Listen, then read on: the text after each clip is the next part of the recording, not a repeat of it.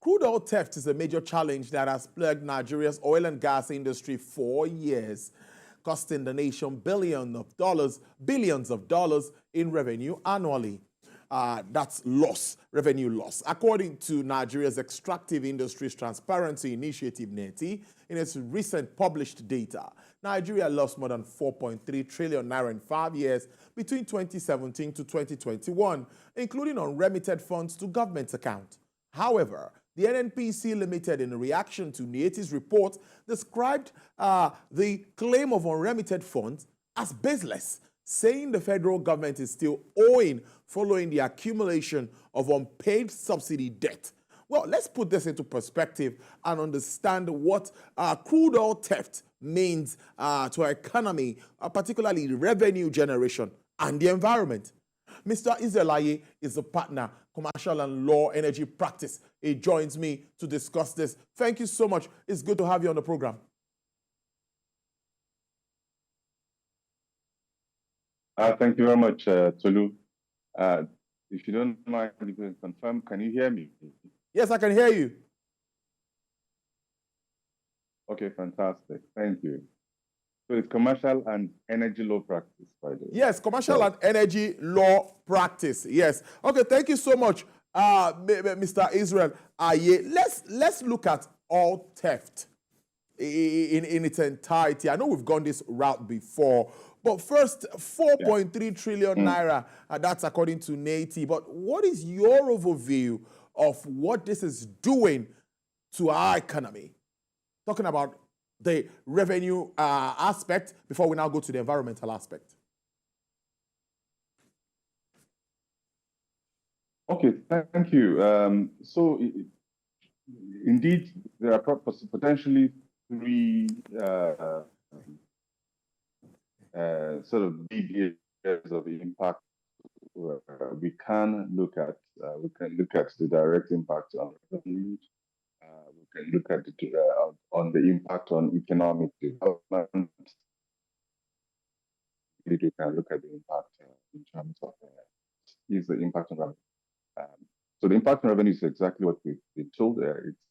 I mean, the NETI report, which is about what the industry, which is about the numbers the industry agrees with, is approximately 38 million barrels of crude per annum, which approximates about 104 plus or minus 105 thousand barrels of crude a day. Average sale price brings it to about $2.6 billion per annum. So in terms of direct impact on revenue, those are the numbers, and they're just their numbers. But again, that's probably not the way to look at it. If you think about the fact that crude theft and all the things that are associated with crude theft have also become such a huge disincentive for investors to come into this environment, then we can easily see, we can begin to try and estimate the impact on revenues, on revenues not realized due to lack of investment, even in that area. You know, and that's a very complex conversation to have, because again, the question is crude theft a cause or effect of lack of investment? And I would argue perhaps that it was first the effect of lack of investment, but over time it's now becoming a cause of lack of investment. As we go on, we can unpack this a bit more if you want. Well, interestingly, but now all theft, according to analysts and even some experts now, they're saying it has become a national emergency and something needs to be done.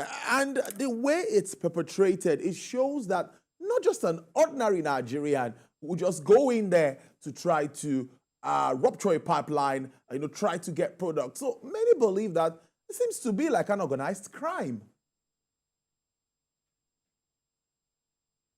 Well, I mean, we can take that path and begin to look at it and quote unquote sensationalize the matter along those lines. But, So how did we get here? Why are we battling? I mean, how people just got sophisticated, and particularly if you look at the array, the vast array of options that are available to curb it, right? But if you look at the question of oil theft, I mean, I was having this discussion with a friend earlier on, and I said, look, did the rats invade the house because it is unoccupied, or it is the argument that is being made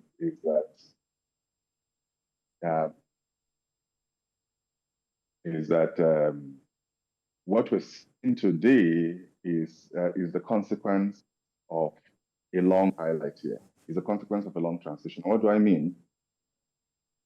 That some of our traditional partners, from the Nigerian point of view, the Nigerian Inc. point of view, which are the IOCs, have started to divest out of this economy, out of the system for over a while now.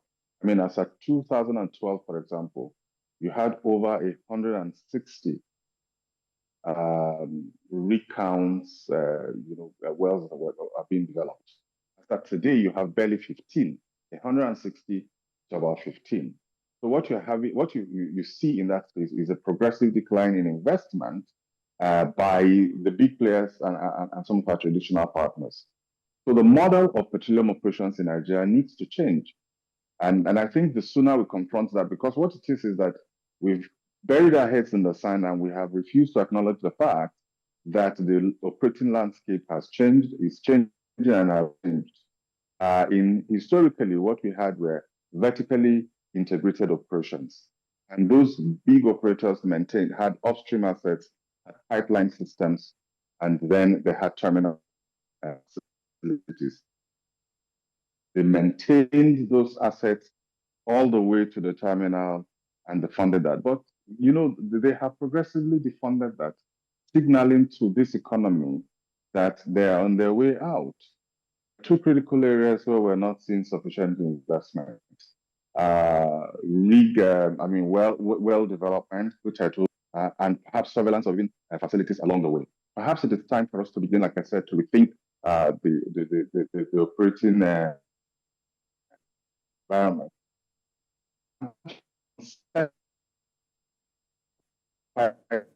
System and give them to entities that will be solely responsible for them, for whom it is their business, how to make their money.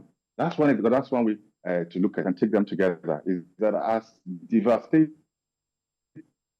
theft is, food deferment, or perhaps foods that we're not able to monetize or fiscalize within this system. It's in the range of 600, if you stretch it to 800,000 barrels a day. About 100,000 barrels is what according to the DENITI data, which everybody kind of agrees with, is what we're losing to theft. The remainder, about 600 to 700,000 barrels a day, we're losing to lack of investment.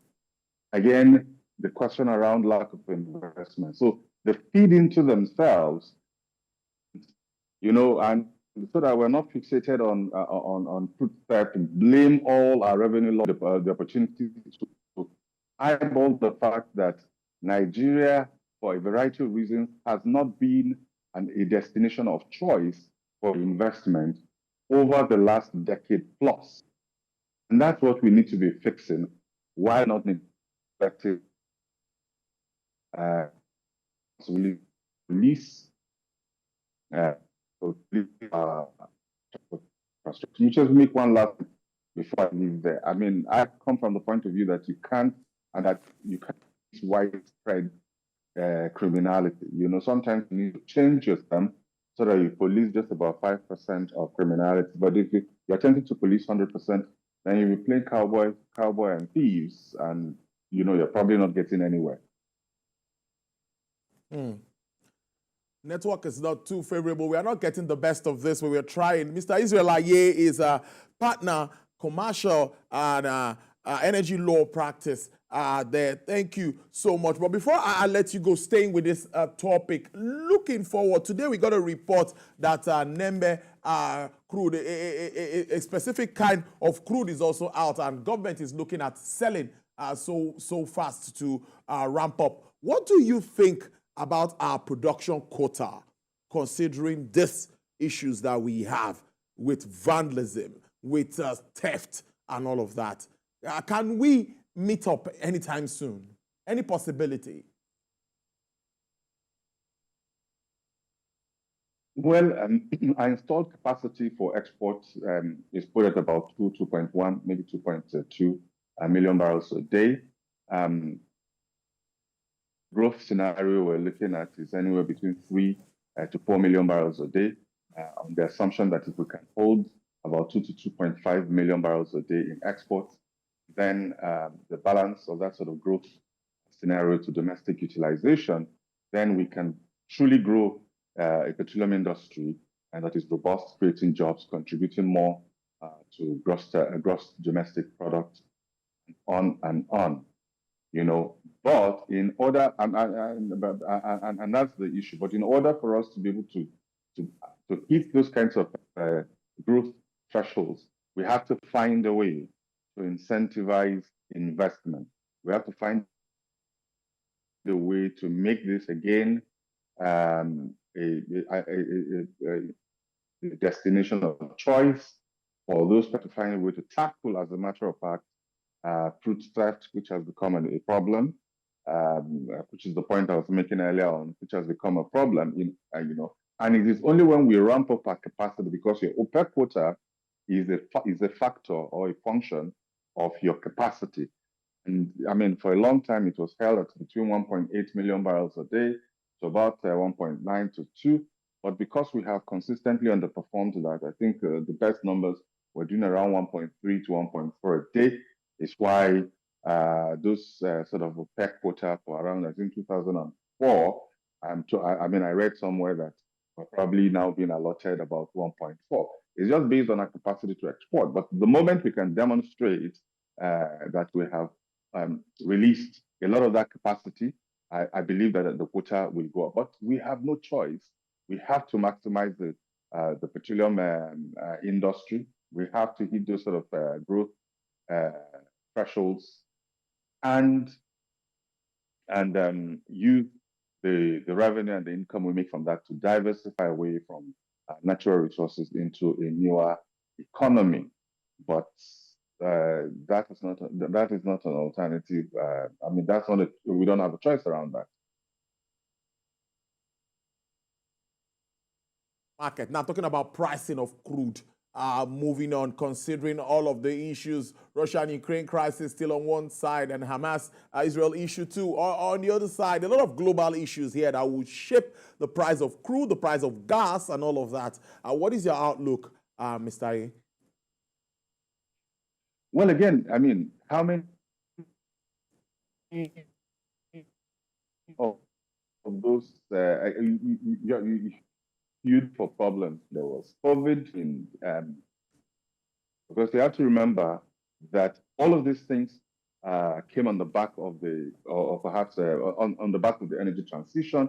A time we thought that demands were going to be tumbling, that prices were going to be averaging out to around $50, $60 a barrel, but they've stayed in the high 80s, 90s, sometimes 100.